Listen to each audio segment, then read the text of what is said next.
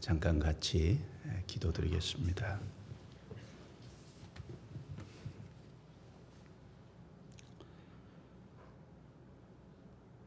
거룩하시고 은혜로우시고 자비로우신 우리 아버지 하나님, 우리의 영혼을 구원해 주심을 인하여 아버지께 찬송과 존귀와 영광을 돌립니다.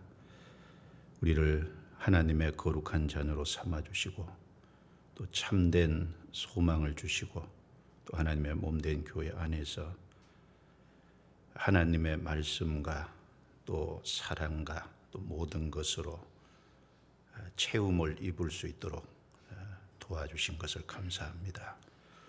또 교회 안에서 주님이 우리에게 맡기신 일을 함께 연합해서 이름으로 하나님께 영광을 돌릴 수 있도록 우리 각 사람을 귀하게 사용해 주심도 감사합니다. 오늘도 주님 앞에 각 가정에서 함께 모이지 못하지만 말씀 앞에 나와 있습니다. 주님께서 함께 말씀을 듣는 모든 분들 도와주셔서 하나님의 말씀으로 힘을 주시고 또 위로해 주시고 새 힘과 용기를 가질 수 있도록 도와주옵소서. 코로나19 사태로 말미암아 여러 가지 어려움을 겪고 있습니다. 그러나 이 모든 것도 마지막 때에 되리라고 말씀하신 주님의 말씀이 우리 눈앞에 이루어지고 있음을 우리들에게 더욱 보여주시고 또 말씀의 확실함을 더욱 일깨우게 해주심을 감사합니다. 성도들의 마음이 이럴 때일수록 더욱 각성되고 깨어 있을 수 있도록 도와주시고 믿음이 약해지지 않고 주님을 더욱 의지하고 살 수 있도록 도와주옵소서. 또 코로나19 사태로 함께 모이지 못하고 또 전도하는 것이나 선교하는 것에 방해가 되고 있습니다. 주님께서 주님의 영광을 위해서 이 모든 일을 수습될 수 있도록 도와주시고 그 안에서 저희들이 마땅히 어떻게 해야 될 것인지 더욱 깨달아 알고 우리가 할 수 있는 일을 찾아서 할 수 있도록 도와주시옵소서.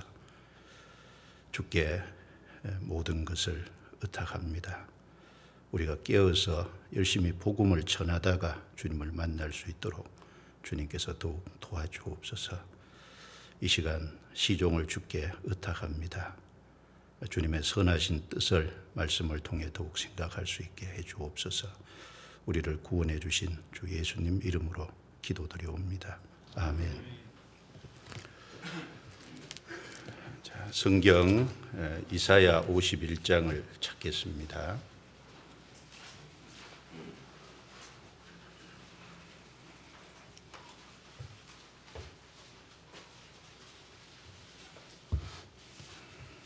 이사야 51장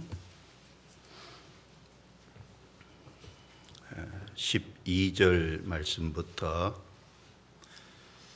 16절 말씀까지를 제가 읽겠습니다. 가라사대 너희를 위로하는 자는 나연을 너는 어떠한 자이기에 죽을 사람을 두려워하며 풀같이 될 인자를 두려워하느냐. 하늘을 펴고 땅의 기초를 정하고 너를 지은 자 여호와를 어찌하여 잊어버렸느냐. 너를 멸하려고 예비하는 저 학대자의 분노를 어찌하여 항상 종일 두려워하느냐. 학대자의 분노가 어디 있느냐. 결박된 포로가 속히 놓일 것이니 죽지도 아니할 것이요 구덩이로 내려가지도 아니할 것이며 그 양식이 핍절하지도 아니하리라. 나는 내 하나님 여호와라. 바다를 저어서 그 물결로 흉용케 하는 자니 내 이름은 만군의 여호와니라. 내가 내 말을 내 입에 두고 내 손 그늘로 너를 덮었나니 이는 내가 하늘을 펴며 땅의 기초를 정하며 시온에게 이르기를 너는 내 백성이라 하려 하였음이니라. 거기까지입니다. 자, 이 중에 12절과 13절 말씀은 다시 같이 읽어보겠습니다. 가라사대 너희를 위로하는 자는 나연을 너는 어떠한 자이기에 죽을 사람을 두려워하며 풀같이 될 인자를 두려워하느냐. 하늘을 펴고 땅의 기초를 정하고 너를 지은 자 여호와를 어찌하여 잊어버렸느냐. 너를 멸하려고 예비하는 저 학대자의 분노를 어찌하여 항상 종일 두려워하느냐. 학대자의 분노가 어디 있느냐. 여기까지입니다. 오늘은 이 이사야 51장 읽은 말씀을 중심으로 좀 말씀을 함께 상고하겠습니다. 코로나19로 인해서 함께 모이지도 못하고 또 전도하는 데 많은 어려움이 있는데 그럴수록 더욱 깨어 있어야 되겠다라는 생각도 하고 또 하나님께서 이제 이런 사태를 또 섭리하셔서 수습해 주시고 또 우리가 열심히 복음을 또 전하다가 주님 만나면 좋겠다 그런 마음이 아마 성도들 마음이라고 생각하고 또 간절하리라고 그렇게 생각을 합니다. 이사야 51장 내용은 하나님께서 구원받은 자에게 주시는 격려와 위로의 말씀입니다. 금방 읽은 이 12절부터 16절까지 이 말씀은 하나님께서 직접 하신 말씀이죠. 그 시작이 가라사대 하나님께서 직접 하신 말씀입니다. 그리고 여기 너희를 위로하는 자는 나연을 여기 두 번이나 반복해서 말씀을 하시고 계십니다. 왜 두 번이나 강조해서 말씀을 하실까요? 사실 사람의 진정한 위로자는 하나님 한 분밖에 없습니다. 그런데 구원받지 못한 사람은 하나님을 알지 못하기 때문에 또 하나님께 구속받은 은혜가 없기 때문에 진정으로 하나님께 위로받을 수는 없을 겁니다. 그러나 구원을 받은 사람은 하나님을 아는 사람들이고 또 구속을 받은 사람들이기 때문에 구원받은 사람은 하나님의 참된 위로, 진정한 위로를 사실 경험하고 살 수 있는 사람입니다. 그런데 그럼에도 불구하고 위로를 받고 살아야 될 성도가 하나님의 진정한 위로, 참된 위로를 받고 살지 못하는 경우가 많이 있을 수 있을 겁니다. 그래서 너희를 위로하는 자는 나연을 두 번이나 반복해서 말씀을 하고 있는 것일 겁니다. 구원받은 사람이 다 위로받고 산다면은 아마 이런 말씀을 강조해서 안 하셔도 될 텐데 위로받아야 될 사람이 위로받지 못하기 때문에 이제 하나님이 진정한 위로자라는 것을 알리시고 하나님께서 위로와 격려를 해 주시는 내용입니다. 오늘 살펴볼 내용을 간략하게 좀 생각해 보면 본문에서 너희를 위로하는 자는 나연을 여기 너희라 그랬는데 이 너희라는 대상이 누구를 가르쳐서 말씀하는 것인지, 즉 이 말씀이 누구에게 하는 것인지 먼저 좀 생각을 해보고요. 그리고 이제 너희를 위로하는 자는 나연을 이걸 두 번이나 반복을 하신 것은 이 해 아래서 그리고 이 하나님 외에는 이 세상에서 진정한 위로자가 없다는 것을 강조하는 동시에 하나님 자신이 진정한 위로자라는 것을 강조하신 내용입니다. 그리고 또 우리는 삶 속에서 하나님께 어떤 위로를 받고 있는지도 좀 생각을 해봐야 되겠습니다. 그리고 왜 위로받아야 될 성도가 위로받지 못할까? 그 이유도 무엇인지 여기서 말씀을 하고 있죠. 여기 너는 어떠한 자이기에 죽을 사람을 두려워하며 풀같이 될 인자를 두려워하느냐. 너는 어떠한 자이기에, 네 정체가 뭐냐, 네가 누구냐, 네 정체성에 대해서 자기 자신이 누군지에 대해서 명확하게 좀 생각을 해보라는 겁니다. 너는 어떠한 자이기에. 그리고 여기 12절에 하늘을 펴고 땅의 기초를 정하고 너를 지은 자 여호와를 어찌하여 잊어버렸느냐. 잊지 말아야 될 것이 있지 않습니까? 그런데 잊지 말아야 될 하나님을 잊어버리기 때문에 사람은 진정한 위로를 받지 못할 겁니다. 하나님께 위로받지 못한 사람은 두려워하지 말아야 될 것을 두려워하고 삽니다. 그런데 하나님께 진정으로 위로받는 사람은 두려워하지 말아야 될 것에는 두려워하지 않고 참으로 두려워해야 될 것들이 있는데 그 두려워해야 될 것들을 두려워하고 아마 살 거라고 생각합니다. 그래서 오늘 이 말씀을 통해서 성도인 우리 자신이 하나님께 참된 위로를 받고 살고 있는지를 좀 생각해 보고 돌아보는 그런 시간이 되면 좋겠습니다. 특별히 코로나19 사태로 많은 어려움이 있는데 우리는 코로나19를 너무 두려워해도 안 될 거라고 생각합니다. 사람을 두려워해도 안 되지만 환경을 조심하는 것은 괜찮지만 너무 두려워해서 마땅히 해야 될 일을 하지 못한다면 그것도 하나님 보시 합당치 않겠다라는 생각을 더더욱 하게 됩니다. 먼저 여기 너희를 위로하는 자는 나연을 여기 너희가 누구를 가리킬까요? 이게 누구에게 하신 말씀일까요?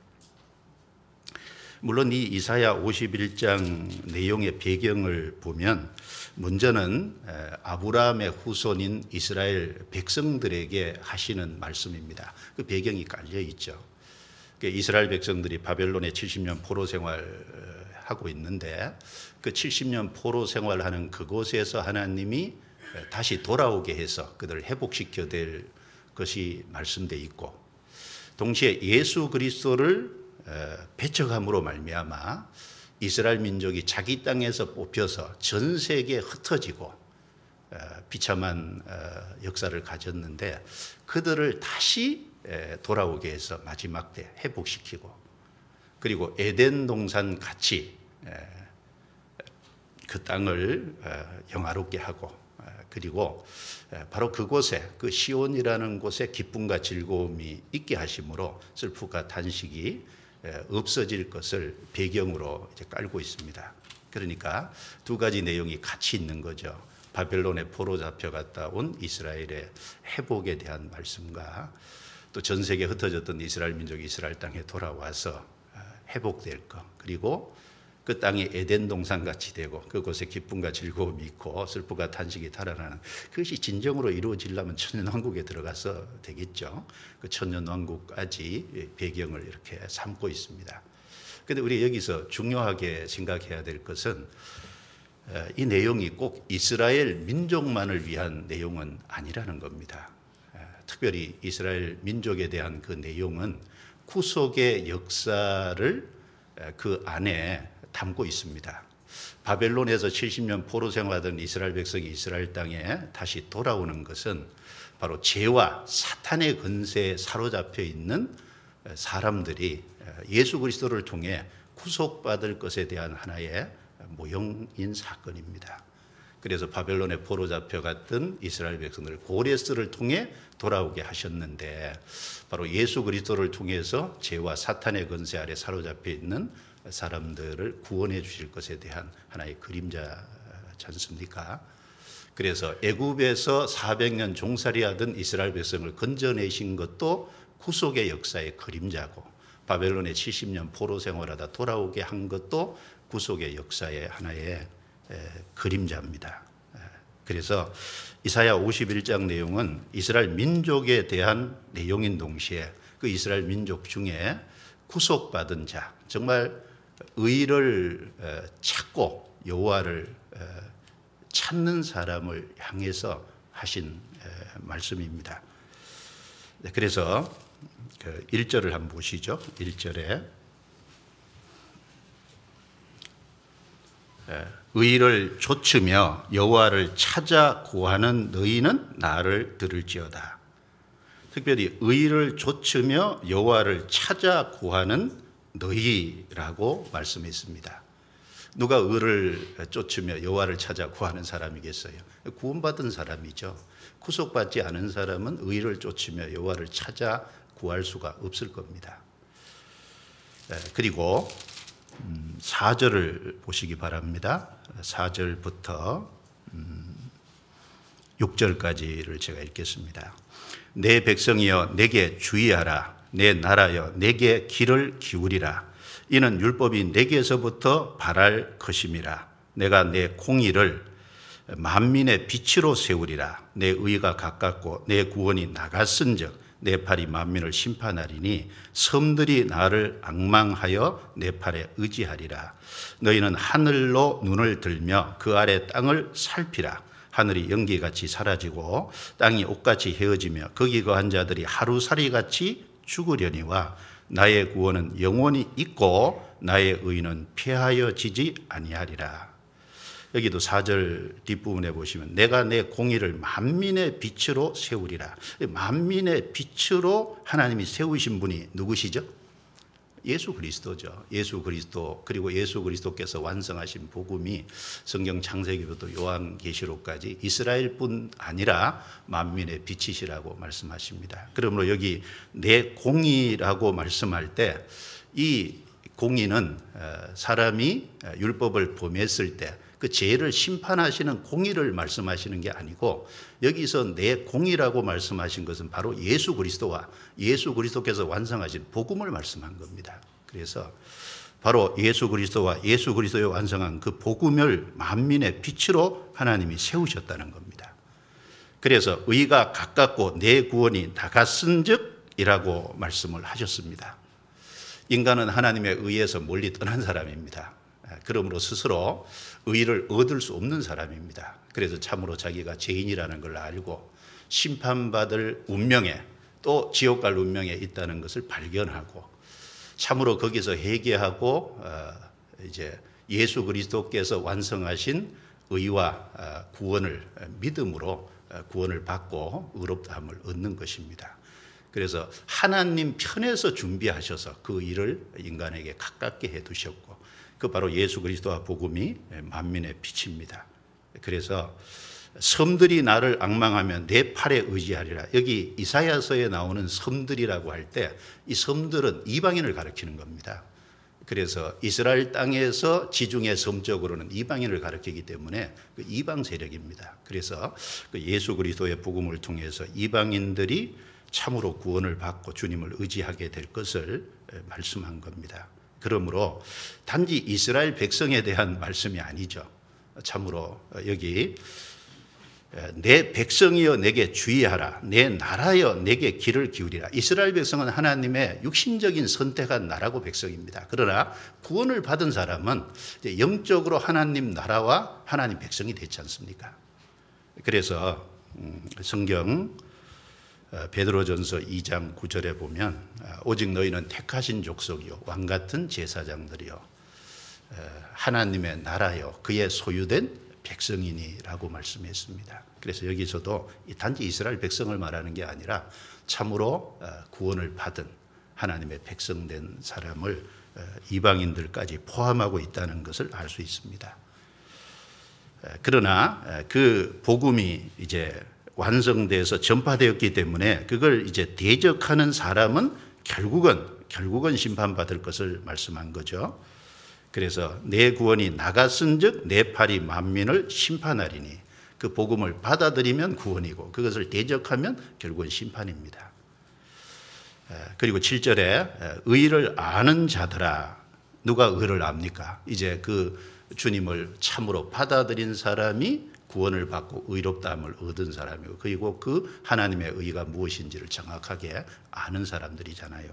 그리고 11절에 여호와께 구속된 자들이 돌아와서 노래하며 시온으로 들어와서 그 머리 위에 영영한 기쁨을 쓸고 즐거움과 기쁨을 얻으리니 슬픔과 탄식이 달아나리이다. 여호와께 구속된 자들이 돌아와서 그래서 이 이사야 51장 내용은 이스라엘 민족의 역사를 배경으로 깔고 있지만 결국은 이스라엘 민족이든지 이방이든지 그 참으로 그리스도를 통해서 구원받고 참 의롭다함을 받은 사람들, 그래서 참으로 하나님의 백성이 되고 그리고 하나님 나라가 된 사람들, 의를 아는 사람들, 여호와께 구속함을 받은 사람들을 위로하고 격려하는 그런 말씀입니다. 그래서 여기 12절에 가라사대 너희를 위로하는 자는 나연을 참으로 이 말씀을 받을 수 있는 사람이 누구겠어요? 구속받은 사람이잖아요. 구원받은 사람이 참으로 이 말씀을 받을 수 있는 겁니다. 구원받지 않은 사람은 하나님도 모르고 그리스도로 인해서 구속받은 사실도 없으니까 이 말씀을 진정으로 받을 수가 없지 않습니까? 그래서 여기 너희는 구속받은 자를 말씀을 하고 있습니다. 자, 너희를 위로하는 자는 나연을 먼저 이 말씀 속에는 이 해 아래서 이 세상에서는 진정한 위로자가 그 어디에도 없다는 것을 여기 강조하는 말씀입니다. 주님이 위로자라는 것을 두 번 강조하신 것은 이 세상에는 위로자가 없다는 것을 말하는 거죠. 여기 오늘 본문이니까 접어두고요. 전도서 4장을 보겠습니다. 전도서 4장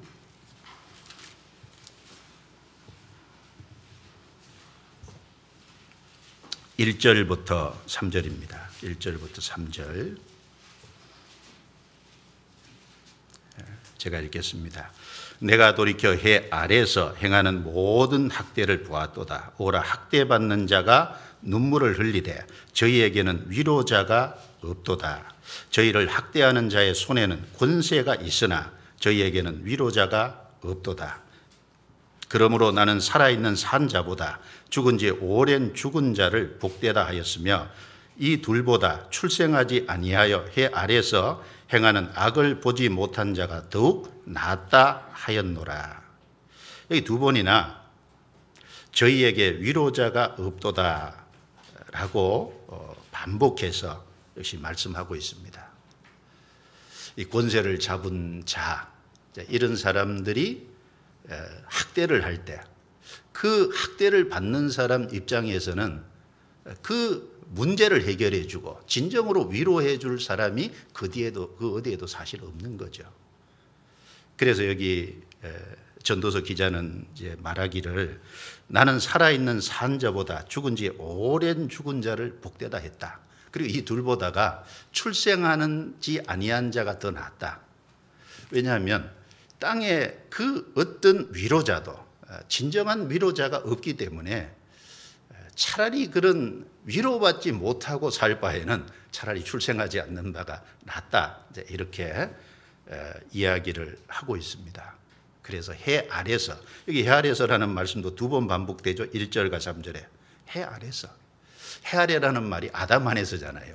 그래서 이 세상에서 아담 안에서 사실 하나님이 아니면 그 어디에도 진정한 위로자가 사실 있을 수 없죠. 사람은 조금 도와줄 수는 있어도 정말 어떤 큰 문제에 봉착하면 도와줄 수가 없잖아요. 그래서 문제를 해결해 줄 수도 없고 진정한 위로자가 없죠. 자, 예레미야 예가서도 한번 찾아보겠습니다. 예레미야 예가서 예레미야 예가에서도 한 6번이나 반복해서 위로자가 없다는 말을 하면서 탄식하는 그런 내용이 1장과 2장에 사실 담겨 있습니다. 1장 2절에 보시면 1장 1절부터 제가 읽겠습니다. 슬프다 이 성이여 본래는 거민이 많더니 이제는 어찌 그리 적막히 앉았는고 본래는 열국 중에 크던 자가 이제는 가부 같고 본래는 열방 중에 공주되었던 자가 이제는 조공 드리는 자가 되었도다. 밤새도록 애곡하니 눈물이 밤에 흐르며 사랑하던 자 중에 위로하는 자가 없고 친구도 다 배반하여 원수가 되었도다. 이 내용은 바벨론이 이스라엘을 침공해서 예루살렘을 완전히 폐허로 만들고 이스라엘 백성을 바벨론 70년 포로로 잡아갔잖아요. 자, 그런 상황에서 예루살렘 그 항폐된 성을 바라보면서 예레미야 선지자가 여기 탄식하는 그런 내용이죠. 슬프다 이 성이여, 예루살렘 성, 완전히 폐허가 된 예루살렘 성이지 않습니까? 본래는 열국 중에 크던 자가, 이스라엘이 얼마나 다윗과 솔로몬 시대 영광스러운 나라였습니까? 그런데 가부같이 됐다는 거예요. 그리고 열방 중에 공주되었던 자가 존귀하게 여김을 받던 이스라엘이 이제는 조공드리는 자가 되었도다. 그걸 하면서 뺨에 흐르며, 눈물이 뺨에 흐르며 사랑하던 자 중에 위로하는 자가 없고 친구도 다 배반하여 원수가 되었도다. 자, 이스라엘의 범죄로 인해서 하나님이 바벨론을 끌어들여서 이스라엘을 심판한 상황이니까 하나님이 이스라엘을 떠난 상황에서는 사실 그 어디에도 위로자가 있을 수가 없지 않습니까? 위로자가 없도다. 그래서 1장 9절에도 보시죠. 저희 더러움이 그 치마에 있으나 결국을 생각지 아니하며 그러므로 놀랍게 낮아져도 위로할 자가 없도다. 여호와여, 원수가 스스로 큰 채하오니 나의 환난을 감찰하소서. 놀랍게 낮아져도 위로할 자가 없도다. 그리고 16절에도 이를 인하여 내가 우니 내 눈에 눈물이 물같이 흐르며 나를 위로하여 내 영을 소성시킬 자가 멀리 떠났음이로다. 원수들이 이김에 내 자녀들이 외롭도다. 시온이 두 손을 폈으나 위로할 자가 없도다. 여호와께서 야곱의 사면에 있는 자를 명하여 야곱의 대적이 되게 하셨으니 예루살렘은 저희 가운데 불결한 자 같도다. 21절에도요. 저희가 나의 탄식을 들었으나 나를 위로하는 자가 없고 나의 모든 논수가 나의 재앙을 들었으나 주께서 이렇게 행하심을 기뻐하나이다. 2장 13절에도 보시면 처녀 예루살렘이여, 내가 무엇으로 내게 증거하며 무엇으로 내게 비유할꼬. 처녀 시온이여, 내가 무엇으로 내게 비교하여 너를 위로할꼬. 너의 파괴됨이 바다같이 크니 누가 너를 고칠 소냐. 내게 비교하여 너를 위로할꼬. 너를 고칠 소냐. 누가 너를 고칠. 하나님이 범죄한 이스라엘을 바벨을 들어서 징벌한 상황에서 이스라엘은 그 어디에도 사실은 위로받을 수 있는 곳이 사실은 없습니다. 너희를 위로하는 자는 나연을 하나님께서 너희를 위로하는 자는 오직 나밖에 없다는 것을 특별히 강조하십니다. 나연을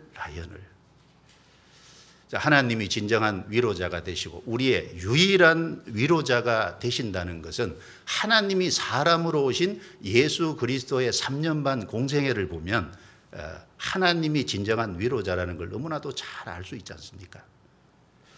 예수님께서 요한복음 11장에 보면 나사로가 죽었을 때 죽은 나사로의 집에 가셨습니다. 거기에는 이제 나사로의 집이 예루살렘에서 가깝기 때문에 많은 유대인들이 그 나사로의 죽음을 안타까워하고 그리고 그 동생들을 위로하기 위해서 많은 사람들이 왔습니다. 그러나 그 자기 오라비가 죽은 그 여동생 마르다와 마리아는 그 유대인들의 위로가 진정한 위로가 될 수 없지 않습니까? 자, 죽음 앞에서 무엇으로 위로를 할 수 있겠어요? 사람은 죽음의 문제를 해결해 줄 수도 없고 죽음 건너편에 영원한 문제를 해결해 줄 수도 없습니다. 사람은 작은 것은 도와줄 수 있습니다. 그런데 그 사람의 도움이 참으로 다 끊겼을 때 사람이 도와줄 수 없는 상황이 됐을 때 그때는 누가 도와주냐 그 말입니다. 누가 위로를 해줄 수 있느냐. 그것은 오직 하나님 한 분밖에 없잖아요.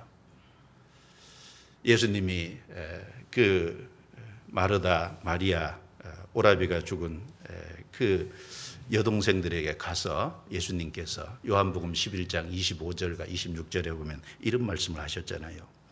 예수께서 가라사대 나는 부활이요 생명이니 나를 믿는 자는 죽어도 살겠고 살아서 나를 믿는 자는 영원히 죽지 아니하리니 내가 이것을 믿느냐라고 물었습니다. 자, 예수님은 부활이고 생명이잖아요. 아주 가장 핵심적인 말씀을 하신 거거든요. 나를 믿는 자는 죽어도 살겠고, 자, 죽은 육신을 살릴 수 있는 능력을 가지신 분이 예수님이잖아요. 나를 믿는 자는 죽어도 살겠고, 몸의 부활이죠. 살아서 나를 믿는 자는 영원히 죽지 아니하리니, 참으로 자기가 죄가 있다는 것을 알고 심판과 멸망에 떨어질 것을 알고 참으로 거기서 회개하고 그 예수님을 통해 완성한 복음을 받아들일 때 그 사람은 참으로 영생을 얻고 그 사람은 영원히 이루어지지 않잖아요. 그래서 나는 부활이고 생명이니, 부활은 육신의 죽음을 다시 살리는 그 부활을 얘기하고, 그 다음에 생명은 영생을 말하지 않습니까? 영원히 죽지 않는, 예수님은 죽음의 문제를 해결하는, 죽인 건너편에 영원히 살 수 있는 영생의 문제를 해결해 줄 수 있는 사실 유일한 분이잖아요. 그분이 그 집에 가신 겁니다. 그리고 예수님이 부활이고 생명이시라는 바로 그 사실을 확실히 알려주기 위해서 나사로를 살렸잖아요. 나사로 살린 사건은 죽은 영혼이 살아날 것에 대한 하나의 그림자도 되고, 또 후에 사람의 육체가 죽지만 그 육신을 다시 부활시킬 것에 대한 하나의 그림자도 됩니다. 부활이고 생명 되신 예수님만이 진정한 위로자가 될 수 있다는 걸 나사로를 사실을 살려주심으로써 보여주신 겁니다. 예수님의 3년 반 공생애 때 많은 사람들이 예수님 앞에 나와서 실제로 위로를 받고 돌아가지 않습니까? 그리고 예수님은 위로가 필요한 사람들을 또 찾아다니셔서 실제로 위로를 하셨습니다. 자녀 문제 때문에 예수님 앞에 나온 사람이 많이 있습니다. 그런데 그들은 한결같이 다 위로를 받았습니다. 나인성의 가부의 아들이 누가복음 7장에 보면 죽었습니다.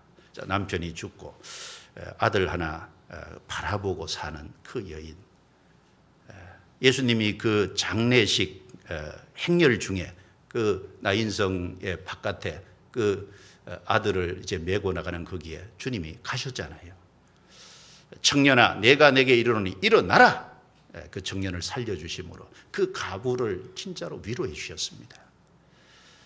하나밖에 없는 아들이 죽었을 때 그 아들을 살려주심으로 그 가부를 위로해 주신 주님. 해당장 야이로의 딸, 외딸이잖아요.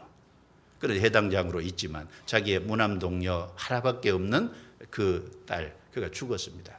예수님 앞에 와서 낮추고 절하고, 그리고 예수님께 자기 딸에 대해서 부탁을 했지 않습니까?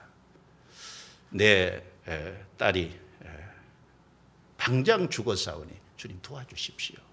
예수님이 그 해당장 야이로의 집에 가시고 그 아이에게 달리다고 하심으로 일어나게 했습니다. 살리셨습니다. 그 해당장에게 진정한 위로를 줬잖아요.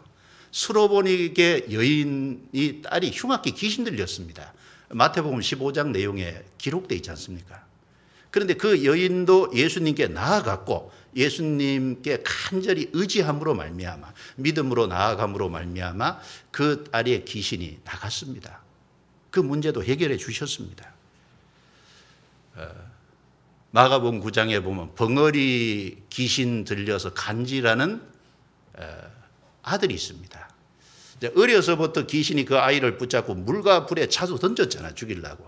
그래서 주님께서 그 아이를 고쳐주셨습니다.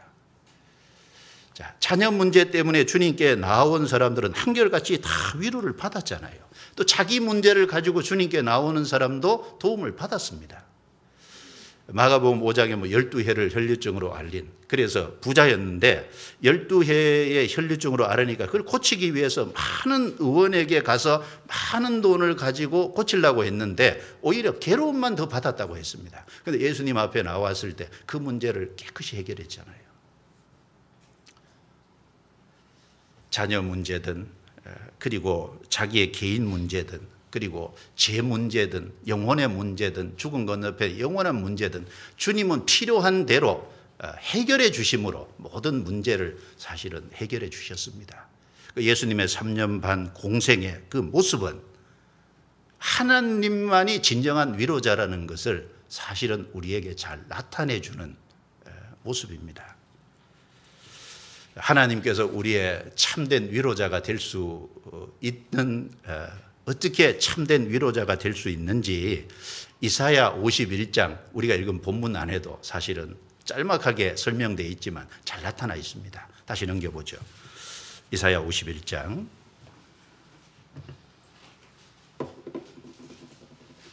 이사야 51장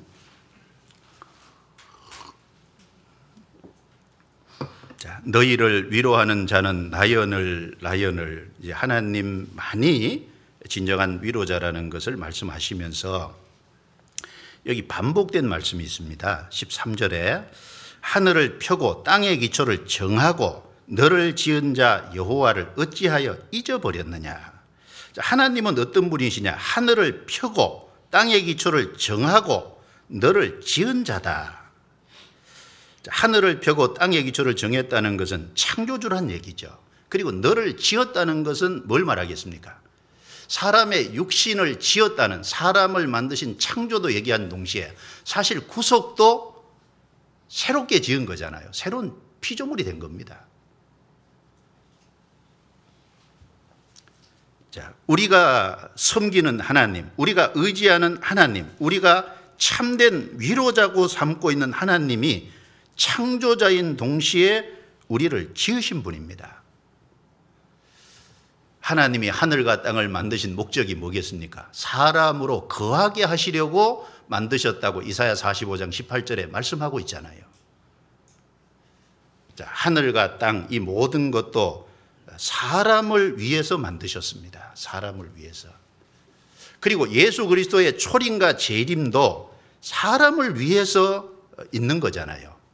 그래서 시편 8편 3절에 보면 주의 손가락으로 만드신 주의 하늘과 주의 베풀어 두신 달과 별들을 내가 보오니 사람이 무엇이간데 주께서 저를 생각하시며 인자가 무엇이간데 주께서 저를 권고하시니까. 그 다윗의 시인데 다윗이 하나님이 만들어 놓으신 하늘과 땅, 달과 별들을 바라볼 때 그 사람은 거기에 비해서 너무나도 작고 초라하고 연약하잖아요. 근데 사람이 무엇이간데 주께서 저를 생각하시며 인자가 무엇이간데 주께서 저를 권고하시니까 돌보십니까? 그 다음에 나오는 말씀이 뭡니까? 저를 천사보다 조금 못하게 하시고 영화와 종기로 관을 씌우셨나이다. 예수님의 초림의 사건을 언급하고 있잖아요. 그 바로 사람을 위해서 예수님이 천사보다 못하게 하신 사람의 몸을 입고 이 땅에 오셨고 그리고 십자가에 죽으시고 그 다음에 무덤에 들어가셨다가 부활 승천하심으로 영화와 종기로 관을 씌우셨잖아요. 영광스럽게 되셨습니다. 바로 그 예수님의 초림도 아무것도 아닌 보잘것없는 것 같은 사람을 위해서 주어진 거잖아요. 그걸 생각하면은 참 인간은 하나님 보실 때 너무너무 귀하죠.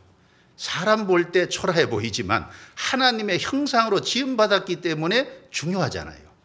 우리 속에 하나님의 형상으로 지음받았고 그것 자체만 가지고도 중요한데 하나님의 생명이 우리 속에 들어왔고 우리 속에 구원받은 사람 속에 성령이 와 계시니까 구원받은 사람은 또 얼마나 특별하냐 그 말입니다. 그리고 그 뒤에 보시면 16절에도 내가 내 말을 내 입에 두고 내 손을 그늘로 너를 덮었나니 이는 내가 하늘을 펴며 땅의 기초를 정하며 시온에게 이르기를 너는 내 백성이라 하려 하였음이니라.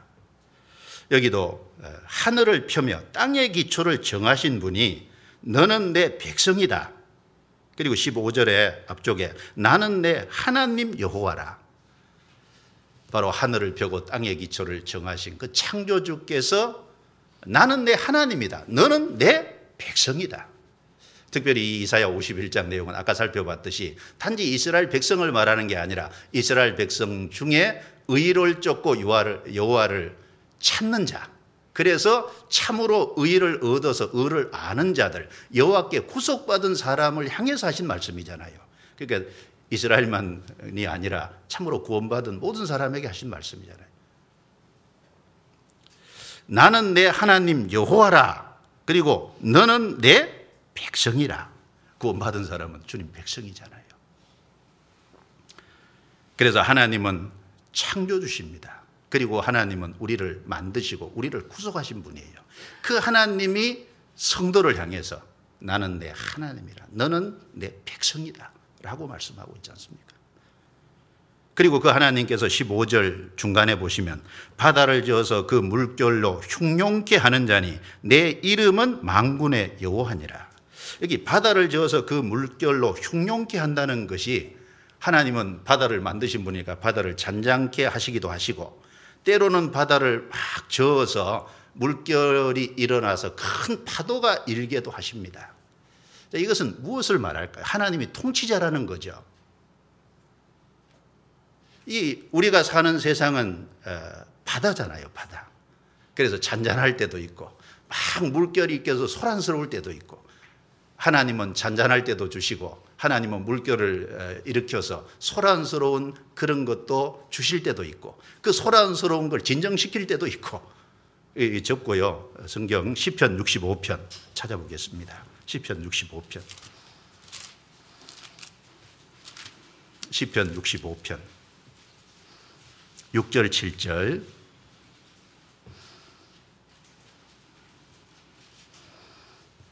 시편 65편 6절 7절 다윗의 시입니다. 성령의 감동으로 기록이 됐습니다. 6절 7절을 같이 읽어볼까요? 주는 주의 힘으로 산을 세우시며 권능으로 띠를 띠시며 바다를 흉룡과 물결의 요동과 만민의 헌화까지 진정하시나이다. 여기 하나님께서 산을 세우시며 창조주라는 거죠. 그리고 바다의 흉룡과 물결의 요동과 바다가 잔잔할 때도 있고 바다가 흉룡하고 물결이 요동칠 때도 있는데 그걸 만민의 헌화까지 진정하시는 만민의 헌화. 이제 헌화라는 건 아주 소란스러운 거잖아요.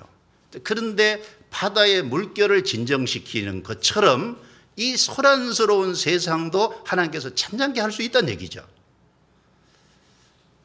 그래서 이사야 51장 15절 말씀은 바다를 저어서 그 물결로 흉용케 한다는 말씀은 때로는 하나님께서 하나님의 섭리로 어떤 시끄러운 것을 주실 때도 있고 그것을 때로는 진정시키실 때도 있고 그 모든 역사에 있는 수많은 사건 속에 하나님의 섭리와 간섭이 있다는 것을 여기 말씀을 하고 있는, 즉 하나님이 통치자라는 것을 말씀하는 겁니다. 하나님은 창조주인 동시에 통치자시거든요.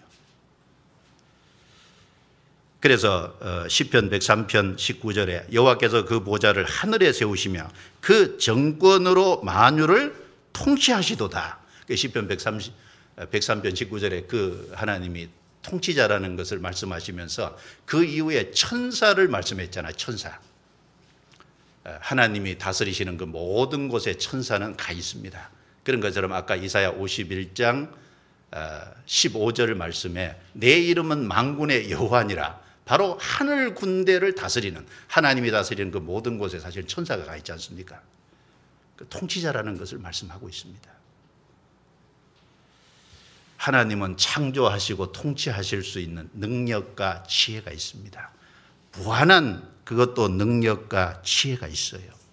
우리는 하나님이 창조해 놓으신 이 피조물을 바라볼 때 하나님의 참 놀라운 능력, 오묘한 지혜, 하나님의 능력과 지혜를 우리가 다 알 수는 없지만 그걸 통해서 날마다 보고 있잖아요. 이제 얼마 전에도 이제 BBC에서 이제 만든 그 영상을 하나 보니까요. 그 흰 점박이 보고가 있더라고요. 흰 점박이 보고. 인터넷 찾아보면 나올 거예요. 흰 점박이 보고. 근데 그 크기가요 12cm 정도 되니까 얼마 안 커요. 조그마합니다. 그런데 그 바다 밑에다가 보니까요, 자기보다 훨씬 큰 2m 그림을 참 놀랍게 그렸어요. 바다 속에 그 바다 모래에다가요 그림을 그리는 거예요. 그림을 2m짜리 그림을. 근데 360도 이렇게 쭉 그렸는데요, 좌우 대칭을 해보면 정확하게 맞아요. 참 놀랍지 않습니까? 그런 것을 누가 주셨냐고 말입니다. 하나님이 본능 속에 집어넣은 거잖아요. 그 왜 만든지 이제 그 설명한 내용에 보니까 짝짓기 위해서 집을 지은 거예요. 수컷이 암컷을 유혹하기 위해서 그 집을 지은 거란 겁니다. 근데 사람이 그렇게 만들라 그래도 그렇게 대칭적으로 만들기가 어려울 겁니다. 참 놀랍잖아요. 그 하나님은 그런 하나하나의 물고기에게 그런 지혜를 줄 수 있는 무한한 능력, 그런 지혜를 갖고 있지 않습니까? 그래서 이사야 40장 28절에 보면 너는 알지 못하였느냐 듣지 못하였느냐 영원하신 하나님 땅끝까지 창조하신 자는 피곤치 아니하시며 곤비치 아니하시며 명철이 한이 없으시며, 명철이 한이 없다는 건 명철과 지혜가 무한하다는 거지 않습니까? 우리가 그 하나님을 어떻게 다 알겠어요? 바로 창조하시고 통치하시는 그 일을 통해서 우리는 하나님이 능력이 있고 지혜가 있다는 것을 조금씩 알아갈 뿐입니다. 그 하나님이 능력이 있고 지혜가 있기 때문에 우리의 위로자가 될 수 있는 겁니다. 너희를 위로하는 자는 나여늘이라고 말씀했습니다. 창세기 1장 1절에 보면 태초에 하나님이 천지를 창조하시니라. 무에서 유를 만들어냈지 않습니까? 아무것도 없는 무에서 유를 만들어냈습니다. 자, 아브라함이 믿은 하나님이 바로 죽은 자를 살리시며 없는 것을 있는 것 같이 부르신 그 하나님을 믿었잖아요. 없는 것을 있는 것 같이 부르셨다는 말씀이 무에서 유를 창조했다는 말씀이죠. 빛이 있으라. 없는데 빛이 생겼잖아요. 바로 창세기 1장 1절을 믿으면 나머지를 성경은 모든 것을 믿을 수 있다 그랬는데 창세기 1장 1절이 우리 마음속에 깊이 새겨지고 참으로 하나님이 그 모든 것을 하셨다는 믿음이 우리 속에 있으면 하나님이 진정으로 우리의 위로자가 될 수 있는 겁니다. 그렇지 않겠습니까? 그리고 하나님은 통치자입니다. 이스라엘 백성을 애굽에서 건져서 광야 40년을 통과하게 하셨는데 그 광야 40년 길을 가는데 하나님께서 불기둥 구름기둥으로 그리고 반석을 쳐서 물을 내시고 그리고 하늘에서 40년 동안 만나를 내려서 하늘 양식을 직접 먹고 통과하게 하신 분이지 않습니까? 그것이 역사 속에 실제 있었던 사건이잖아요. 이스라엘 백성들이 고기를 먹지 못한다고 불평했어요. 그럴 적에 하나님께서 하루나 이틀이나 5일이나 그 다음에 10일이나 20일이 아닌 한 달 동안 막 코에 냄새가 나도록 내가 고기를 주겠다고 약속하셨습니다. 모세가 깜짝 놀랐죠. 모세도 이제 생각을 해본 거잖아요. 하나님이 저 말씀을 하셨는데 하나님 우리 중에 보행자가 60만 명 아닙니까? 그런데 이 60만 명을 어떻게 먹이시려고 그런 말씀을 하십니까? 우리 중에 있는 소와 가축을 잡은들 그게 족하오며 바다의 모든 물고기를 잡은들 그게 족하겠습니까? 그런데 하나님은 메추라기를 끌고 오셨죠. 모세도 메추라기 생각 못했습니다. 하나님은 전혀 다른 방법으로 한 달 내내 코에 냄새가 나도록 실제로 고기를 먹게 하셨잖아요. 그래서 모세에게 하나님께서 내 손이 짧아졌느냐 내 말이 내게 응하는 여부를 보리라 민수기 11장 23절에 말씀하시고 그걸 그대로 이루셨잖아요. 예, 하나님은 창조주고 통치하십니다. 하나님은 전능하신 능력이 있고 무한한 지혜가 있어요. 그 하나님이기 때문에 너희를 위로하는 자는 나여늘 하나님이 자신 있게 우리에게 말씀하실 수 있습니다. 우리 문제를 해결해 줄 수 있고 우리의 모든 것에 도움을 줄 수 있고 우리를 위로할 수 있는 진정한 위로자는 하나님 한 분밖에 없습니다. 그리고 또 놀라운 것은 하나님이 구원받은 우리를 생각하신다는 거지 않습니까? 하늘을 펴고 땅의 기초를 정하고 거기까지 말씀하신 게 아니죠. 너를 지은 자라 그랬잖아요. 너를 직접 지은 자다. 창조하신 동시에 구원받은 사람은 특별히 구속받는 일에 지음받은 거잖아요. 새로운 피조물이 됐습니다.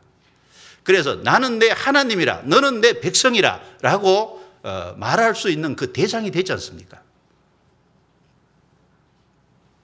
주님은 구원받은 우리를 깊이 생각하시는 분입니다. 시편 40편 한번 찾아보죠. 시편 40편 다윗이 이런 시를 기록을 했습니다. 시편 40편 5절입니다. 5절 같이 읽겠습니다. 여호와 나의 하나님이여 주의 행하신 기적도 많고 우리를 향하신 주의 생각도 많도소이다.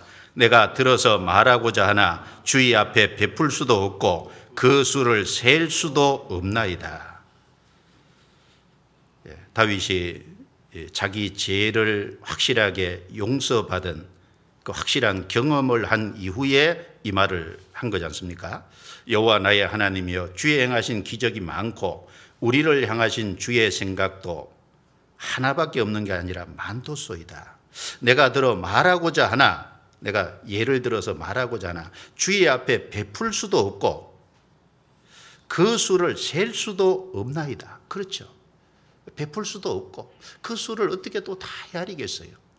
우리가 그 하나님이 우리를 향한 깊은 생각, 우리를 향해서 관심을 갖고 계획하시는 것에 대해서 우리가 얼마나 알겠습니까? 베풀 수도 없고 그 수를 헤아릴 수도 없습니다. 17절 같이 읽겠습니다. 나는 가난하고 궁핍하오나 주께서는 나를 생각하시오니 주는 나의 도움이시요 건지시는 자시라. 나의 하나님이여 지체하지 마소서.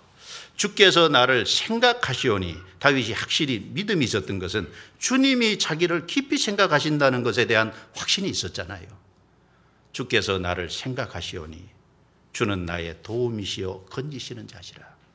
그래서 하나님의 형상대로 지음받았다는 그 사실 때문에도 사람을 귀하게 생각하셔서 그리스도까지 보내주셨는데, 초림을 통해서 죄를 용서해 주시고 재림을 통해서 영광스럽게 하시지 않습니까? 그 예수님의 초림과 재림은 다 성도를 위한 거지 않습니까? 근데 구원받은 사람은 오죽하겠습니까? 그래서 마태복음 10장 29절부터 31절 말씀에도 참새 두 마리가 한 아사리온에 팔리는 것이 아니냐. 그러나 그 하나라도 하나님이 허락하시지 아니하면 떨어지지 않는다 그랬어요. 너희는 머리털까지 다 세신 바 되었다. 머리털 오늘 몇 개 빠지고 몇 개 생겼는지 아세요? 우리 몰라요. 하나님 우리 머리털까지 다 아신다는 건 얼마나 세심한 관심을 가지고 깊이 생각한다는 것을 우리에게 말씀하신 내용이잖아요. 그래서 우리는 그 사실을 알 때 하나님이 나를 생각하시는구나, 나를 향한 계획이 많구나, 이것을 깊이 생각할 때 우리는 그 하나님에게서 위로를 받을 수 있을 겁니다. 그리고 이 세상에 많은 악한 것들이 있지만 하나님은 그리스도인의 삶에서 그 많은 악한 것들이 올 때 그걸 선으로 바꿀 수 있는 능력이 있는 분이시잖아요. 악을 선으로 바꾸실 수 있는 능력과 지혜가 있으신 분입니다. 성경 창세기 50장입니다. 찾아보죠. 창세기 50장. 50장 20절.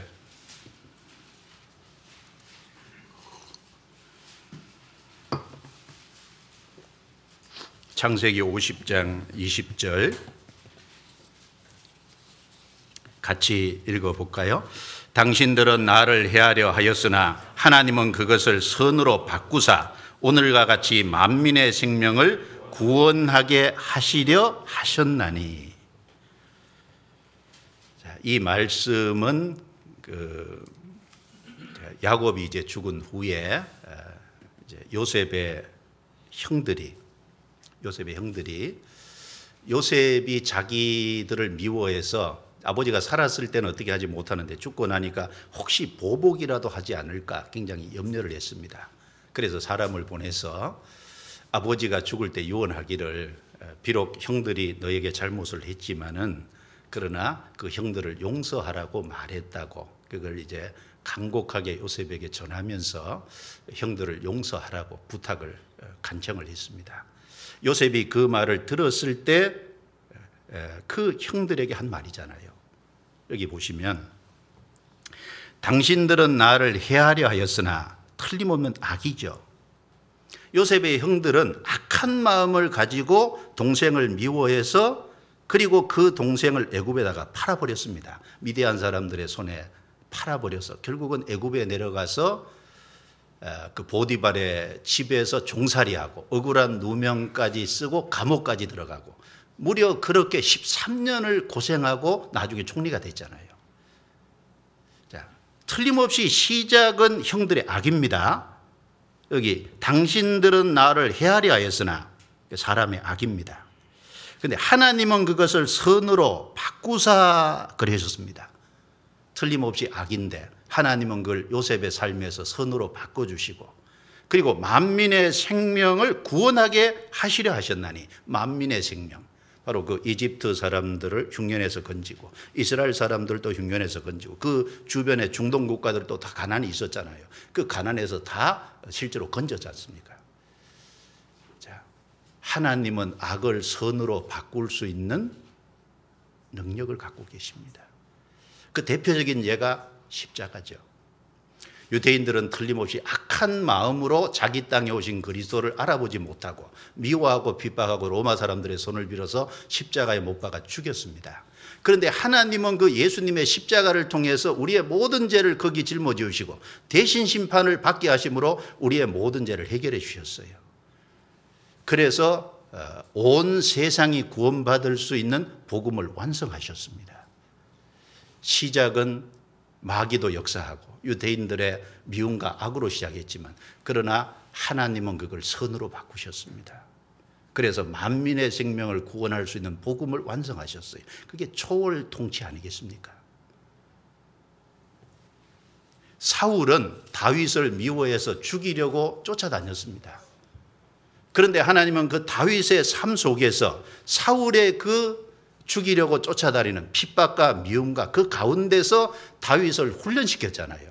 다윗의 마음이 낮아지게 하고 다윗의 삶 속에 하나님을 철저히 의지하는 삶으로 바꾸어 가시고, 그리고 그런 고통을 아니까 나중에 왕이 됐을 때 백성들의 고통을 돌아보는 사람이 될 수 있게 하셨잖아요. 훌륭한 왕이 되게 했습니다. 하나님은 악을 선으로 바꿀 수 있는 능력이 있습니다.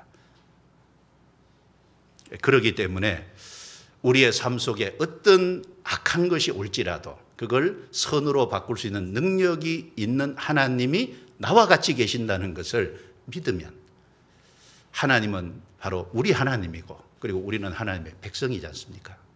그리고 우리는 하나님의 특별한 자녀입니다. 그것으로 하나님은 우리에게 큰 위로가 될 수 있습니다. 그리고 하나님은 그리스도인의 삶에 찾아오는 모든 것들을 합해서 결국은 하나님의 선을 이루시고 완성하지 않습니까? 얼른 앞에 있는 상황은 악 같은데, 틀림없이 앞에 있는 상황은 어려움 같은데, 그러나 하나님은 그 모든 것을 초월해서 결국은 하나님의 선으로 바꾸시고 하나님이 영광스럽게 되는 쪽으로 이끌어 가십니다. 하나님은 손해보지 않지 않습니까? 그러니까 코로나19도 하나님이 손해 안 보실 겁니다.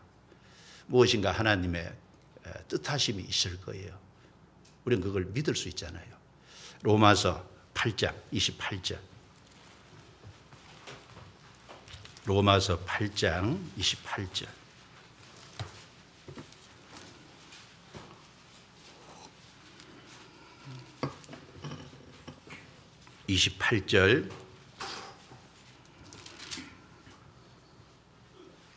우리가 잘 아는 말씀이죠. 같이 읽겠습니다. 우리가 알거니와 하나님을 사랑하는 자, 곧 그 뜻대로 부르심을 입은 자들에게는 모든 것이 합력하여 선을 이루느니라. 자, 우리가 알거니와, 우리가 반드시 알아야 될 내용이죠. 하나님을 사랑하는 자. 누가 하나님을 사랑하죠? 구원받지 않은 사람은 하나님을 진정으로 사랑할 수 없을 겁니다.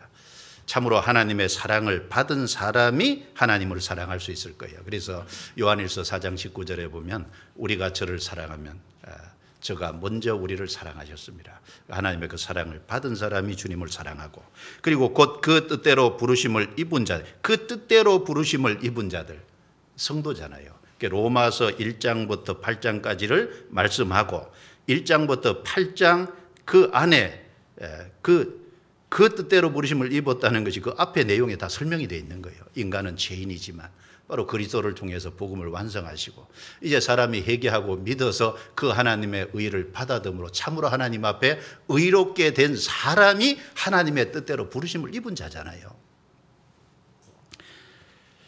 그 뜻대로 부르심을 입은 자들에게는 모든 것이 합력하여 선을 이루느냐. 이 모든 것이 합력하여 선을 이룬다는 말씀 옆에 일자가 있습니다. 밑에 나나주에 어떤 사본에 하나님이 모든 것을 합하여 선을 이루시느니라. 주어가 하나님이죠. 우리가 아닙니다. 하나님 편에서 모든 것들을 합해서 결국은 하나님의 선을 위해서, 하나님의 영광을 위해서 이루어 가신다는 거예요. 그럼 여기 모든 것 속에는 35절의 내용이 있지 않습니까?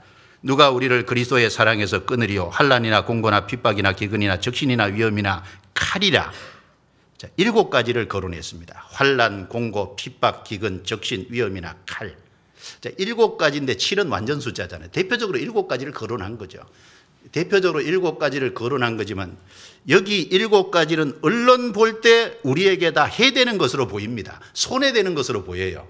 그런데 이 손해되는 모든 것도 다 합해서 하나님의 선을 이루어 가신다는 말씀이지 않습니까? 예를 들어서 스데반이 순교를 당했습니다. 그 이후에 예루살렘에 큰 핍박이 있었어요. 그래서 사도들 외에는 전부 유대와 사마리아 모든 땅으로 흩어졌습니다. 언론 보면은 엄청난 손해가 된 것 같습니다. 왜냐하면 예루살렘에 모여서 함께 복음을 전하고 교제하고 있는데 거기를 핍박을 받음으로 완전히 흩어놨으니까 언론 보면 손해가 되고 복음에 큰 장애가 되는 것입니다. 그런데 사도행전 8장 4절에 보면 그 흩어진 사람들이 유대와 사마리아 땅으로 다니며 복음의 말씀을 전했어요. 그 사건이 오히려 복음을 더 빨리 전파하게 되는, 확장시키는 그 계기가 됐잖아요. 언론 보면 손해 같은데 결국은 손해가 아니다 그 말입니다. 그래서 그 뒤에 사도행전 8장에 보면 빌립이 사마리아에 내려가서 사마리아의 전도가 되잖아요. 그리고 그때 흩어진 사람이 사도행전 11장에 가면 수리아 안디옥까지 가지 않습니까? 처음에는 유대인에게만 전했는데 나중엔 헬라인에게도 전해서 이방인들이 구원을 받았어요. 예루살렘에서 그 사실을 알고 바나바를 파송했습니다. 바나바가 가서 전도하는데 사람이 너무 많아지니까 저 다소에 가 있는 사울을 데리고 와서 둘이 1년간 가르칠 큰 무리를 가르쳤다 그랬잖아요. 그 수리아 안디옥이 바울 사도가 1차, 2차, 3차 선교여행을 떠나는 선교의 전진기지가 됐습니다. 자, 언론 보면 손해 같은데 손해가 아닙니다.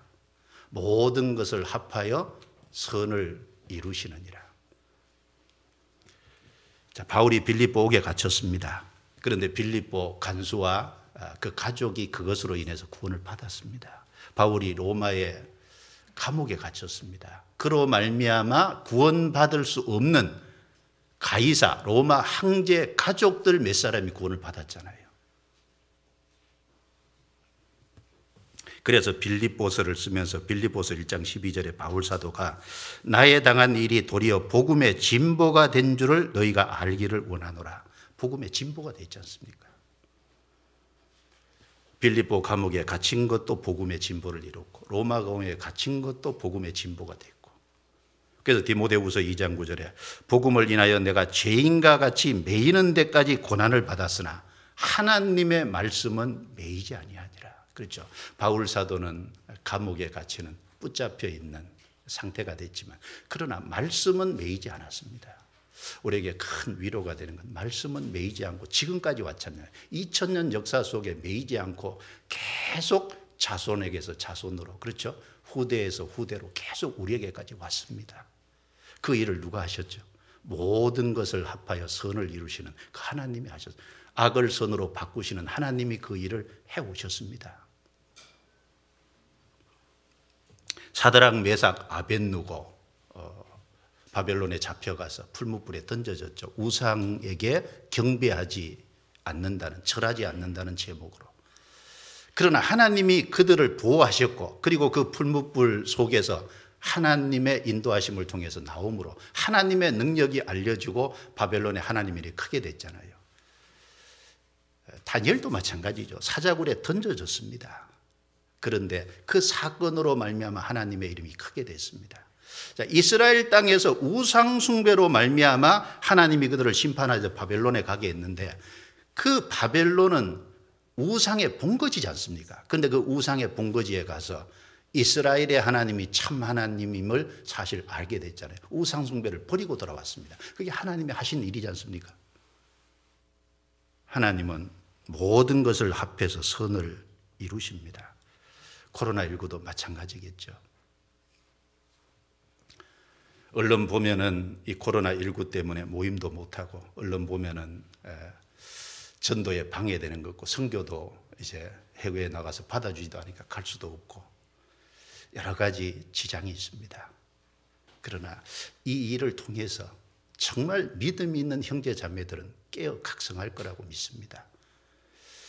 이 전염병은 하나님이 마지막 때에 되리라고 말씀하신 것이 우리 눈앞에 이루어지고 있는 걸 통해서 우리는 하나님의 말씀이 얼마나 확실한지를 분명히 알고 있잖아요. 그걸 알므로 인해서 믿음 있는 형제들은 더 깨고 각성이 틀림없이 되리라고 생각합니다.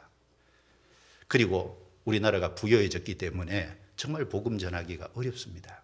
그러나 이런 일이 있음으로 인해서 이것이 지나가면은 마음이 정말 가난해져서 이런 일을 통해서 주님께 더 돌아올 수 있는 계기가 될 수도 있을 거라고 생각합니다. 누가 알겠어요?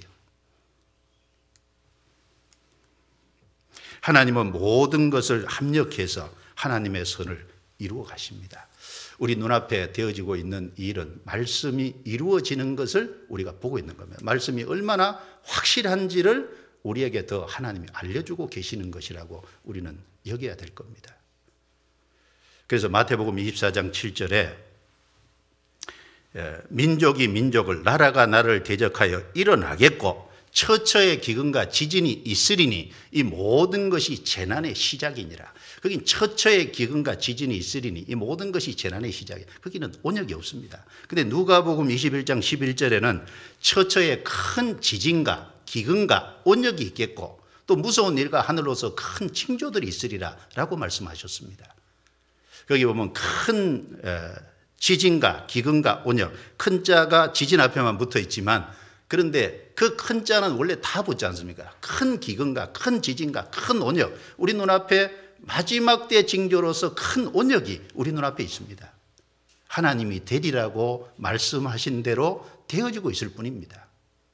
우리는 이걸 통해서 말씀이 얼마나 확실하다는 걸 더 분명히 우리 마음속에 확실히 해야 될 겁니다.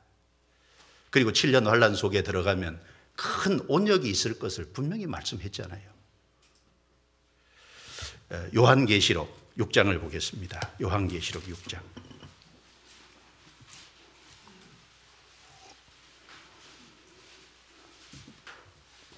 요한계시록 6장 8절입니다. 8절. 자, 1절부터 제가 얼른 읽어보겠습니다. 내가 보매 어린 양이 7인 중에 하나를 떼시는 그때에 내가 들으니 내 생물 중에 하나가 우레소리 같이 말하되 오라 하기로 내가 이에 보니 흰말이 있는데 그 탄 자가 활을 가졌고 면류관을 받고 나가서 이기고 또 이기려고 하더라. 둘째 인을 떼실 때 내가 들으니 둘째 생물이 말하되 오라 하더니 이에 붉은 다른 말이 나오더라. 그 탄 자가 허락을 받아 땅에서 화평을 제하여 버리며 서로 죽이게 하고 또 큰 칼을 받았더라. 셋째 인을 떼실 때 내가 들으니 셋째 생물이 말하되 오라 하시기로 내가 보니 검은 말이 나오는데 그 탄 자가 손에 저울을 가졌더라. 내가 내 생물 사이로서 나는 듯하는 음성을 들으니 가로되 한 데나리온에 밀 한 대요 한 데나리온에 보리 석 대로다. 또 감람류와 포도주는 해치 말라 하더라. 넷째 인을 떼실 때 내가 넷째 생물의 음성을 들으니 가로되 오라 하기로 8절은 같이 읽습니다. 내가 보매 청황색 말이 나오는데 그 탄자의 이름은 사망이니 음부가 그 뒤를 따르더라. 저희가 땅 4분 1의 권세를 얻어 검과 흉년과 사망과 땅의 짐승으로서 죽이더라. 자, 7인에 대한 재앙이 요한계시록 6장에 기록이 되어 있습니다. 그 다음에 7 나팔에 대한 재앙이 요한계시록 8장과 9장에 기록되어 있습니다. 그 다음에 7 대접에 대한 재앙이 요한계시록 16장에 기록이 되어 있습니다. 순서적으로 말하면 7인에 대한 재앙은 여기 8절에 말씀한 것처럼 땅 4분의 1의 건세를 얻어 땅 4분의 1이 죽습니다. 땅 4분의 1이 깨어집니다. 4분의 1, 25%죠. 그 다음에 7 나팔에 대한 재앙을 보면 8장에 3분의 1의 권세가 깨어진다 그랬습니다. 땅 3분의 1. 그래서 바다의 3분의 1, 물 3분의 1, 모든 이제 사람의 3분의 1, 3분의 1이 다 깨어집니다. 그 다음에 7 대접이 가면 100% 다 깨어지는 거죠. 순서가 그렇습니다. 처음에는 3분의 1, 아니 4분의 1, 그 다음에는 3분의 1, 그 다음에는 완전히 박살나는 거죠. 자, 그런데 여기 말씀에 자, 첫째 이는 흰 말이고, 둘째 이는 떼면은 붉은 말이고, 셋째는 검은 말이고, 네 번째는 청황색 말입니다. 자, 첫 번째 흰 말은 평화를 얘기하는 거죠. 그 2절에 보면 2절에 흰 말이 있는데 그 탄자가 활을 가졌고, 활은 가졌는데 화살 얘기는 없어요. 그 흰 말 평화를 얘기하는 거지 않습니까? 그리고 그 두 번째 인을 뗄 때 4절 뒷부분에 땅에서 화평을 제하여 버리고 라는 말씀을 봤을 때 이 흰말, 첫 번째 인의 흰말은 화평이 맞습니다. 평화입니다. 7년 환란의 시작은 평화로 시작합니다. 그런데 두 번째 이제 붉은 말이 나오는 것은 이제 화평이 제해버리는, 그래서 큰 칼을 받았더라. 이건 전쟁이죠. 전쟁이 일어나고 그로 말미암아서 결국은 많은 사람이 죽게 되는 그것을 말합니다. 큰 칼이라고 했죠. 그 다음에 세 번째는 검은 말입니다. 5절에 검은 말. 그런데 6절에 보면 한 데나리온에 밀한대요, 한 데나리온에 보리석대라 그랬어요. 한 데나리온 장정한 사람이 일해서 받는 품삯이지 않습니까? 그걸 가지고 밀한대 보리석대밖에 살 수 없을 정도로 굉장히 큰 기근, 흉년이 올 것을 말씀하는 겁니다. 검은 말은 흉년입니다. 흉년. 흉년으로 이제 죽는. 그런데 감람류와 포도주는 했지만 감람류와 포도주는 비싼 거잖아요. 그래서 부익부, 빈익빈이 더 극에 달하는 그런 흉년이 있을 것을 말해서, 아무리 흉년이 있어도 부한 자들, 권력 있는 사람들은 부를 독점하게 되죠. 그것을 말씀한 겁니다. 그럼 네 번째 청황색 말은 뭐냐? 이게 온역이지 않습니까? 온역. 여기 청황색 말이 나오는데 그 탄자의 이름은 사망이니 음부가 그 뒤를 따르더라. 저희가 땅 4분의 1의 권세를 얻어 검과 흉년과 사망과 땅의 짐승으로서 죽이더라. 그래서 여기 이제 죽는데 땅 4분의 1이라고 그랬어요. 땅 4분의 1. 자, 땅 4분의 1이면 인구수로 하면 70억이면 4분의 1이면 얼마입니까? 얼른 계산해 보세요. 어마어마한 숫자입니다. 그 어마어마한 숫자가 검은 칼이죠. 흉년은 기근입니다. 그 다음에 사망은 여기 사람을 죽이는 방법이니까 우리 번역에는 사망이라고 언급되어 있고요. 영어 번역에 보면 플래그입니다. 전염병, 온역입니다. 이 청황색 말이 온역이거든요. 그리고 땅의 짐승으로서 죽이더라. 특별히 이제 주목할 것이 이 온역하고 땅의 짐승을 연결해 놨어요. 왜 이렇게 해놨을까요? 그래서 여기 보시면 칼은 검은 이미 두 번째 붉은 말이 나올 때 큰 칼을 받았더라. 칼을 이제 언급했어요. 그 다음에 흉년은 세 번째 검은 말이 나올 때 흉년을 이미 언급했습니다. 그런데 이 청황색 말은 바로 사망과 땅의 짐승이거든요. 그래서 전염병과 땅의 짐승입니다. 우리 시대에 이제 많은 전염병이요, 짐승에게서 옮기고 있습니다. 이것도 우연은 아니라고 생각합니다. 그래서 제가 어떤 자료를 봤더니 이게 뭐 정확한 데이터는 아닐 거예요. 그래서 이 온역의 한 70%가 전염병의 70%가 짐승에게 출발한 것이라고 이런 자료가 있던데, 얼마든지 그럴 가능성이 있습니다. 자, 이 7년 환란 속에 들어가면 이 어마어마한 일이 있습니다. 이 어마어마한 온역이 있습니다. 자, 지금은 그것에 전조겠죠. 하나님 우리에게 다시 기회를 주셔서 이런 것이 좀 수그러들고 우리가 열심히 전도하다가 주님 앞에 가고 나서 이 7년 환란 속에 있을 일이지 않습니까? 7년 환란 속에 기회를 주시리라고 생각합니다.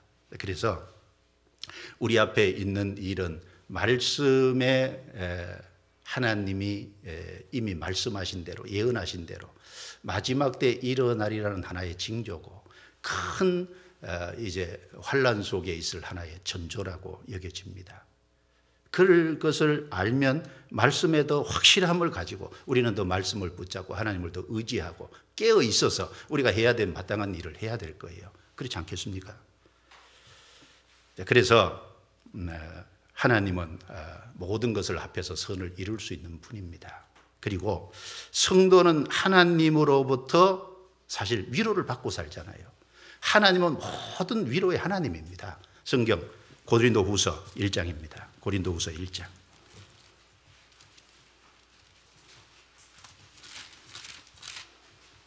1장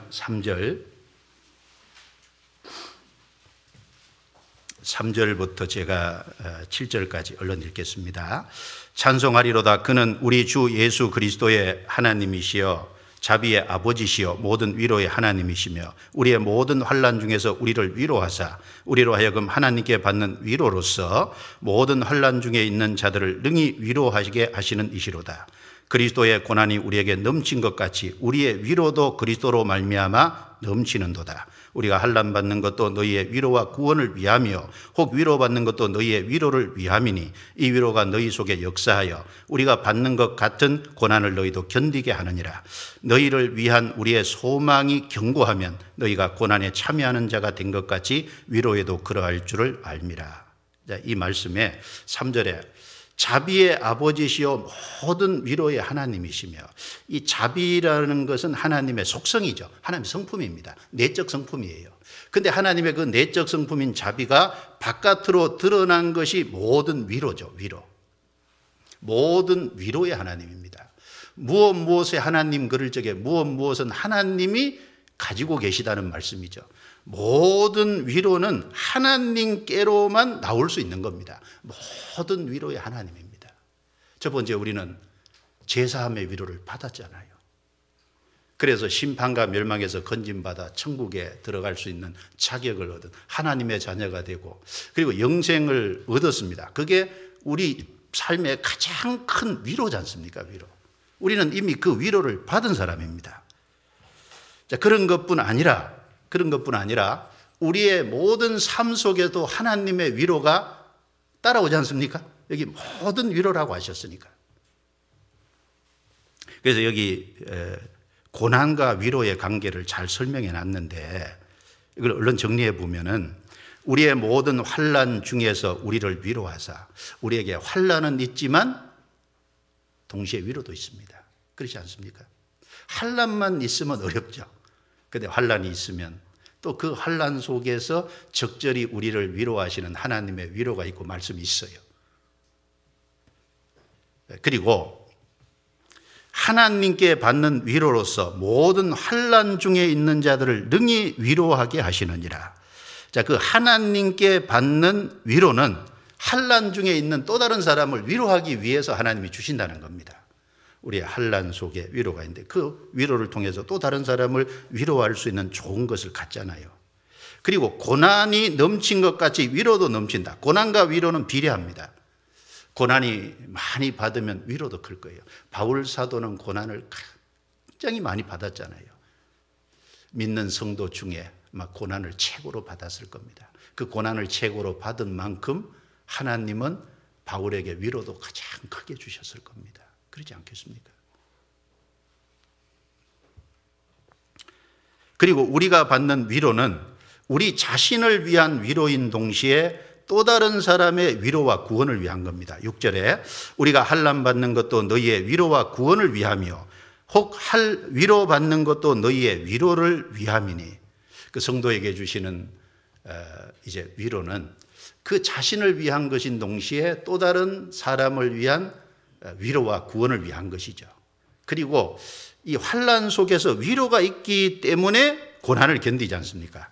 그래서 모든 그리스도인은 사실 고난과 위로에 다 참여해야 될 겁니다. 고난에 참여하면 위로도 같이 참여한다는 말씀입니다. 그것을 여기에서 말씀했잖아요. 그래서 건강해 하심으로요, 열심히 살고 복음을 전하게 하시는 것도 위로죠. 그렇지 않습니까? 내가 건강이 있어서 복음을 열심히 전하고 주를 위해 열심히 살 수 있다는 것도 위로입니다. 그리고 또 병이 들었는데 그 병을 고쳐주시는 것도 하나님의 위로죠. 그래서 빌립보서 2장에 보면 에바브로디도가 이제 주님을 위해 사는데 죽게 됐잖아요. 병들어서. 그런데 하나님이 바울과 성도들의 염려를 생각해서 주님을 위해서 더 살도록 하기 위해서 그 병을 고쳐주셨지 않습니까? 죽을 병이 왔는데 그 죽을 병에서 고침받는 것도 그것도 큰 위로지 않겠습니까? 그것도 위로입니다. 그리고 병이 왔는데 그 병이 죽을 병이 아니고, 그리고 그 죽을 병이 아니고 그 병을 통해서 자기의 연약함을 알고 그 병을 통해서 주님을 더 의지할 수 있다면 그것도 위로지 않습니까? 그것이 고린도후서 12장에 바울의 몸에는 항상 가시가 있었다 그랬죠. 그래서 하나님께 그것이 떠나기를 3번 기도했는데 내 은혜가 내게 족하다 그랬습니다. 그래서 바울은 다시 기도하지 않았다 그랬죠. 왜냐하면 약할 때 강함이라. 왜 약할 때 강해질까요? 약한 것을, 그 병을 통해서 자기 연약함을 알잖아요. 이번에도 코로나19를 통해서 인간이 얼마나 무력하고 연약하다는 걸 알잖아요. 대단한 것을 하는 것 같지만 약하죠. 그 속에서 약함을 알고 그걸 통해서 주님을 더 의지할 수 있다면 그것도 하나님이 우리에게 주시는 위로입니다. 그리고 심지어 죽음에 이르게 하더라도 성도는 위로가 있어요. 왜? 주님 앞에 가지 않습니까? 그 병을 고쳐주지 않고 죽음에 이르게 해도 위로가 아닙니까? 성경 잠언 14장 보겠습니다. 잠언 14장.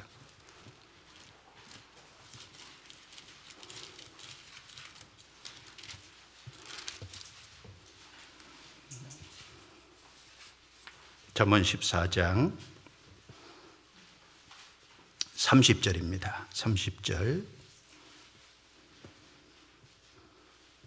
32절. 자, 같이 읽겠습니다. 악인은 그 환난에 엎드러져도 의인은 그 죽음에도 소망이 있느니라. 자, 의인은 그 죽음에도 소망이 있느니라. 왜요? 주님 앞에 가잖아요. 이 세상에 하루 더 짧게 살면 주님 앞에 하루 더 길게 사는 거 아니겠습니까? 죽음에도 그 소망이 있느니라. 그게 시편 116편 15절에요. 성도의 죽는 것을 여호와께서 귀중히 보신다 그랬어요. 성도의 죽는 것을 여호와께서 귀중히 보십니다. 아무 사람, 어떤 사람, 누구든지 죽는 것을 귀하게 보신다고 안 하셨잖아요. 성도의 죽는 것, 성도. 그래서 나사로가 죽었을 때 천사들을 보내서 그 영혼을 받들어서 아브라함의 품에 들어가게 하셨지 않습니까? 낙원에 이끌어 드렸습니다. 욥이 10아들이 죽었는데 그 큰 고통과 어려움, 괴로움 속에도 위로가 하나 잔쪽에 될 수 있는 건 그 자녀들이 천국에 갔잖아요. 그 나중에 2배로 다 축복받을 때 자녀는 2배가 아니라 딱 10명만 받았잖아요. 왜냐하면 천국에 가 있는 10명하고 합쳐서 2배지 않습니까? 왜? 사람은 영원히 남으니까. 구원받은 사람은 영원히 남습니다. 그래서 의인은 그 죽음에도 소망이 있느니라. 그리고 구원받은 사람은 영원한 위로를 받잖아요. 영원한 위로. 우리는 천국에 갑니다. 그래서 데살로니가후서 2장 16절에 우리 주 예수 그리스도와 우리를 사랑하시고 영원한 위로와 좋은 소망을 은혜로 주신 하나님 우리 아버지라 그래요. 영원한 위로와 좋은 소망을 우리에게 주신 하나님 아버지입니다. 그러니까 하나님은 우리의 위로자시죠. 영원한 위로와 좋은 소망 주셨습니다. 천국을 상속하게 하심으로 위로하시죠. 부활을 시키심으로 위로하시죠. 영생을 누리게 하심으로 위로하시죠. 우리를 구원하신 그 주님을 보기를 간절히 원했는데 그 주님을 정말 대면하고 보고 앞서간 성도들을 정말 모두 대면하게 해서 보지 않습니까? 그게 위로 아닙니까? 그리고 이 땅에서 고난받은 것, 고통받은 것, 모든 주님을 위해서 수고하고 고생한 모든 것을 상과 영광으로 갚아주심으로 위로하시잖아요. 모든 물을 그 눈에서 닦아주심으로 위로하시지 않습니까? 그런데 지옥은 위로가 없는 곳이지 않습니까?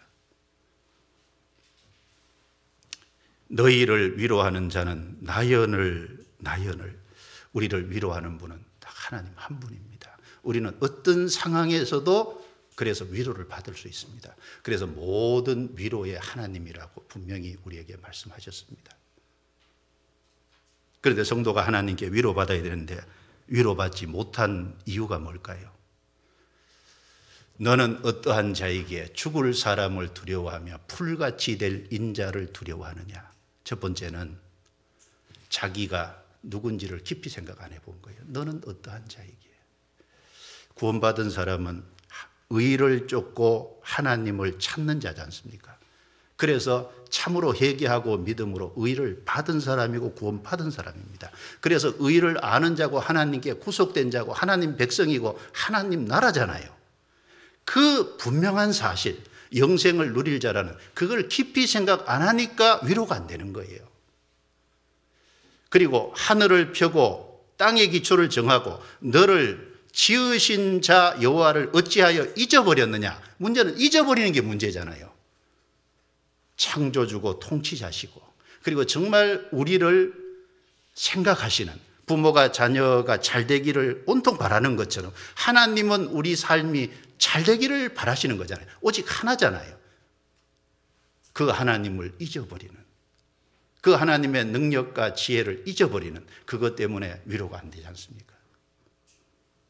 잊어버리면 위로가 안 됩니다. 그 하나님께 위로받지 못하는 사람의 결과는 뭘까요? 그러니까 죽을 사람, 풀같이 될 인자를 두려워하는 겁니다. 여러분, 우리는 사람을 두려워해서도 안 되고 환경을 두려워해서도 안 될 겁니다. 그렇지 않겠습니까? 잠언 29장 25절에 사람을 두려워하는 자는 올무에 걸리게 되거니와 여호와를 의지하는 자는 안전하니라 그랬습니다. 안전한 것은 주님을 의지하는 겁니다. 베드로가 그 바다 위를 걸어갈 적에요, 바람을 보고 빠져갔다 그랬잖아요. 세찬 바람을 해서 파도가 일어났죠. 파도가 일어난 그걸 보고 빠져갔습니다. 그 환경을 보고 빠져갔습니다.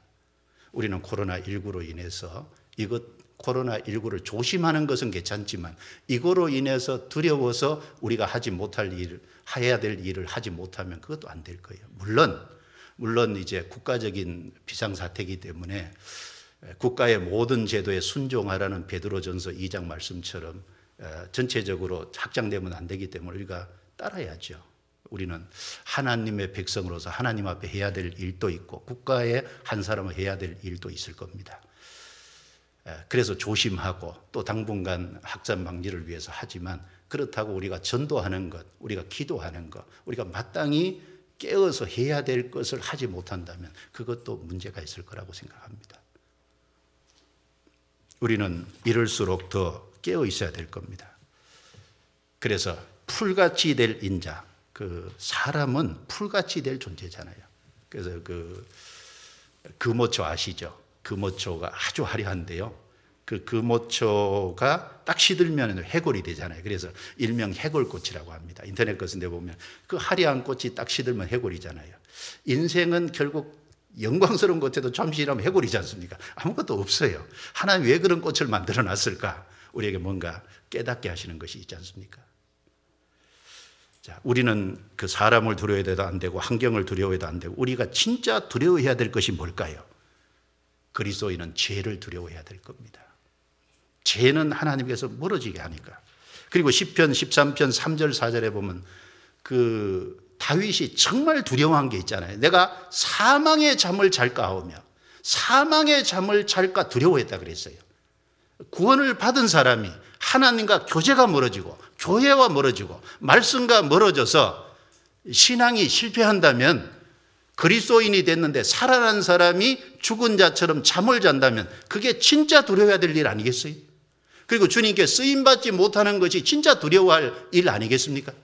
그래서 성경의 고린도전서 9장 27절에 바울 사도가 내가 내 몸을 적복종하게 하면 내가 남에게 전파한 후에 도리어 버림이 될까 두려워하니라.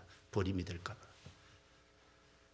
우리는 깨어서 정말 주님의 복음을 열심히 전하다가 주님을 만나야 되겠다는 생각. 그게 우리의 간절한 소망이잖아요. 그러면 이런 상황에서도 우리가 무조건 손 놓고 있을 게 아니라 우리가 해야 될 일을 하나님 앞에서 할 수 있는 일을 우리가 부지런히 할 때 하나님도 환경과 여건을 열어주시리라고 생각합니다. 우리가 그런 마음으로 해야 되겠습니다. 자, 너희를 위로하는 자는 나연을 나으늘 주님, 우리는 주님께 위로받고 삽니다. 우리의 참된 위로자는 주님이십니다. 기도하겠습니다.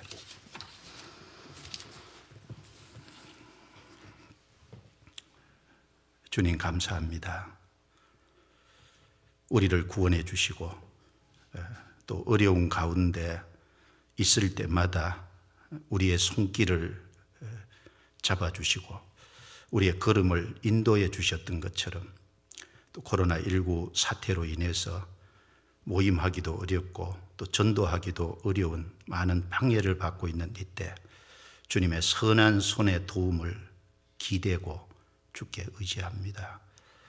주님께서 이 상황을 풀어주시고 또 주님께서 도와주셔서 이 상황이 수습될 수 있게 해주시고 이런 때일수록 성도들이 더욱 깨어서 신앙이 처지지 않고 또 심령이 약해지지 않고 더욱 주님의 말씀의 확실함을 붙잡고 주를 의지하고 마땅히 행할 길을 할 수 있도록 주님께서 도와주시옵소서. 우리가 더 주님의 복음을 힘있게 전하고 우리가 마땅히 할 일을 하다가 주님 앞에 설 수 있도록 도와주시옵소서. 주께 모든 것을 의탁합니다. 우리를 구원해 주신 주 예수님 이름으로 기도드리옵니다. 아멘.